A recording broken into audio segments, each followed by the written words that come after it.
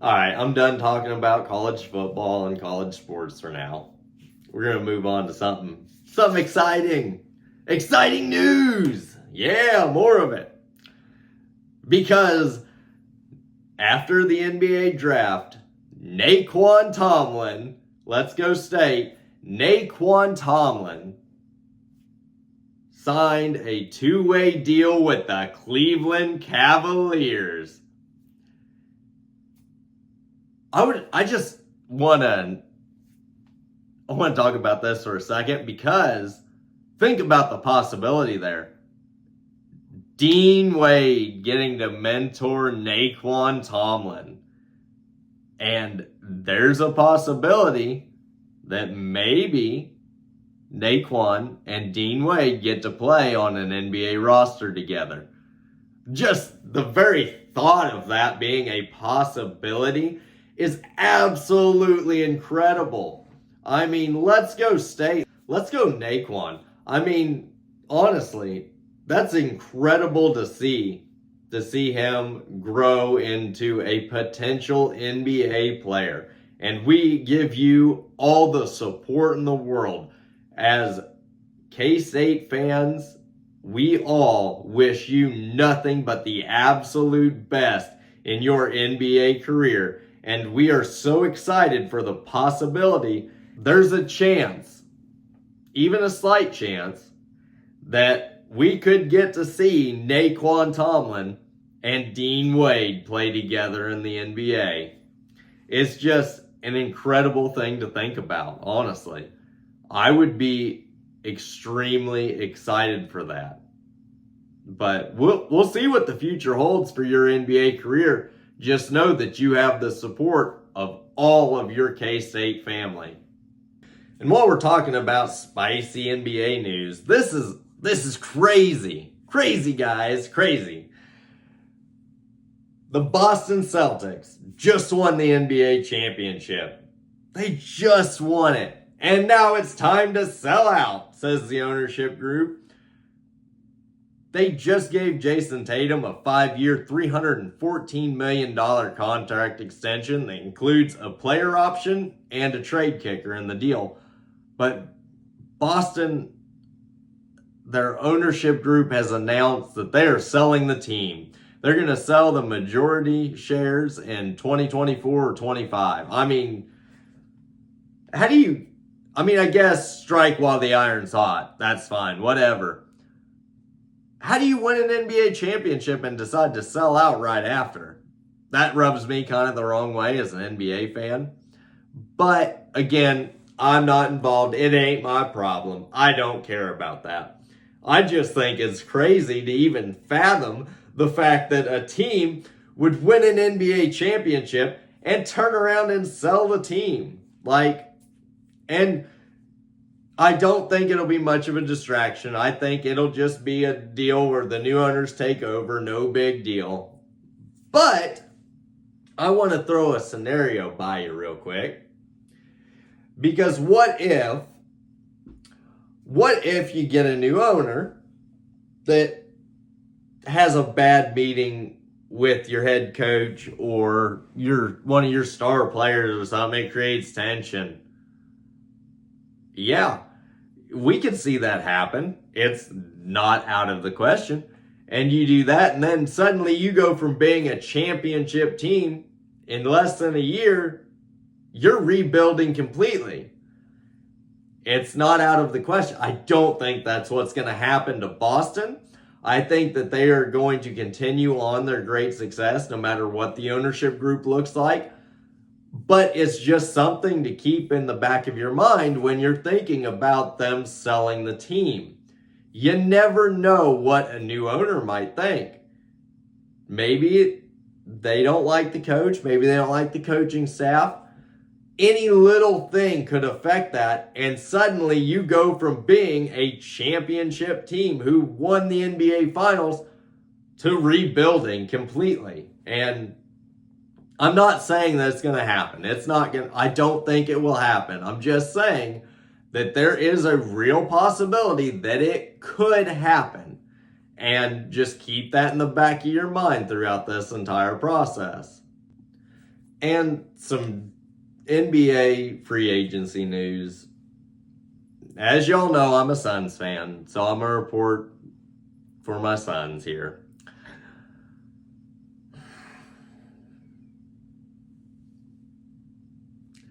The Suns went out and signed Mason Plumlee. I don't think he's a bad player. I don't think he's terrible. I have a lot of respect for him as an NBA player. But I think that's going to be filed under, what in the world are we doing here? I mean, honestly, I expected them to go after an absolute starting caliber center. That's what they need. But they didn't go do that.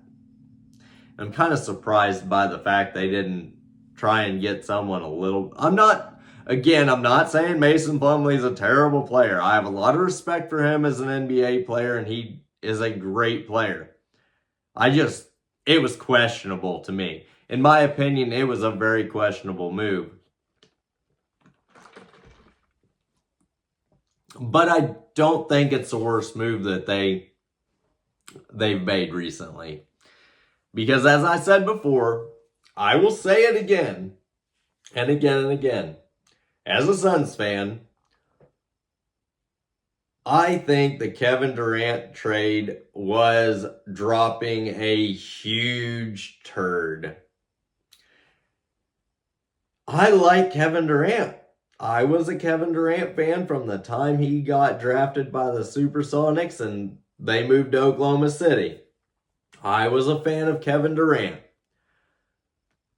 But he does not fit in this team. And I have all the respect in the world for him, but he does not belong in this team. If the Suns had not traded Mikal Bridges and Cam Johnson and all the picks they traded to get Kevin Durant, they would be no doubt in a way better position for the future. And I think that they would have won an NBA championship by now. I'm not saying that would have made everything better, that everything would have fit better. But that was a really, really big moment of, oh no, what did we do? And as a fan, you try to be supportive of your teams, but when they make questionable decisions like trading for Kevin Durant, it hurts you as a fan, but you understand they're thinking of trying to win, building a super team. Let's win an NBA championship. But the super team experiment has failed almost every single time it's been tried. It's not... Why are we still doing it? Why are we even trying with that?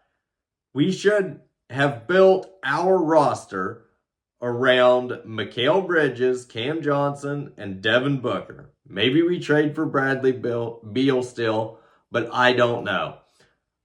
They get a starting point guard and a starting center. Along with that, maybe we trade DeAndre Ayton for Miles Turner. I would have been a huge fan of that trade back when Indiana tried to sign DeAndre Ayton when he was a restricted free agent. I think that would have been the best move they could have made. Just rid themselves of that whole mess before it even became a huge mess. And it was a huge mess. The moves they have made recently are very questionable. I'm a Suns fan till the day I die, and I will root for this team no matter what. I'm just saying that we could have made a few better moves recently, and this is another one that I think is very questionable because it could be all right. He could play all right for this team. But I think that it's more likely for it to be filed under, what in the world are we doing here? Why did we even try this? And who knows? Again, as Suns fans, we always hope for the best. We always want to think that this year's going to be the year. And so I'm on that. But I'm a little skeptical by the moves that were made. That's just me being personal with you guys. I mean, I'm no NBA GM. I'm no executive. I'm just speaking as a fan. But we cannot wait to see what the excitement for this year holds for the Suns, you know? So let's just see where it goes and see where we make it. That's all we can say is we're just hopeful for the future. As expected, everybody saw this coming because honestly, I don't think there was a single team in the NBA that would actually have considered drafting Bronny James. He did not prove himself in college, and just because he's LeBron's son, the only team that was going to draft him was going to be the Lakers. You knew that. You knew he was going to get drafted by LA and he was going to get to go play with his dad. Man, it's not that it's surprising, but it's like, what are the Lakers doing? Now I get it. They wanted to do everything they can to keep LeBron happy. And him getting his max extension for 2 years, $104 million with a no trade clause. That's all he wanted. You know, as long as they can keep LeBron in LA until he retires, I think that's good enough for LA, honestly. I don't think that they will be looking to make any great moves or try to win an NBA championship anytime soon. And obviously, I don't mean try to win a championship in like the terms of they're just not going to try. No, they're going to try. They're going to try their best and they're going to go hard. But it ain't going to work out, I don't think. Maybe they get a couple more pieces that help them out a lot. But I do not see the Lakers having any kind of real success as long as LeBron James is there. And maybe this is just me, because there is no way in the world that there is a debate on who the greatest of all time is. It's Michael Jordan, and LeBron ain't even close. Period. Like, we're not even going to discuss that because it's not even a debate. Kobe Bryant was closer to being Michael Jordan-esque. But I think LeBron is so overhyped, it's unreal. Shut up and play basketball, as the owner of the Oklahoma City Thunder once said. Actually, I think the quote was shut up and dribble, but either way, it's a fantastic quote. And it had nothing to do with that. It was something completely different, but it's a great quote that works here. And I love that. And I will always quote that quote. Always. Because it's so fantastic. And I do not believe LeBron belongs in that conversation of the greatest of all time. He really doesn't. He is a surefire Hall of Famer. Absolutely has all of the things that you need to make the Hall of Fame. Absolutely, he is one of the best players to ever play in the NBA. But you can't put him on Jordan's level. Period. You cannot compare the two. It's not a comparison in any way, shape, or form. Michael Jordan is the GOAT. And in other NBA free agency news, Donovan Mitchell agreed to a 3-year, $150 million max extension with the Cleveland Cavaliers. So maybe we get to see him play with Naquan someday too. Again, the Cleveland has a great roster and has some great pieces. Klay Thompson, man, the sign and trade from Golden State to the Dallas Mavericks, that's exciting. And the fact that Dallas only sent Golden State 2 second-round picks, and one of them had originally belonged to Golden State in the first place. That's crazy to think about. You only get 2 second-round picks for Klay Thompson. That's crazy, man. And just adding Klay Thompson to that roster in Dallas, that's going to be a crazy team next year. That team is going to go off again. There's no doubt that they have the potential to make another NBA Finals run. They have it. They have the potential, every bit of it. So we'll just see how that plays out for them. Kelly Oubre Jr., the former Jayhawk, re-signed with Philadelphia 76ers. Jonas Valanciunas signed with the Wizards. CP3 is headed to San Antonio. He really is turning into a true journeyman. Hit all the stops, bud.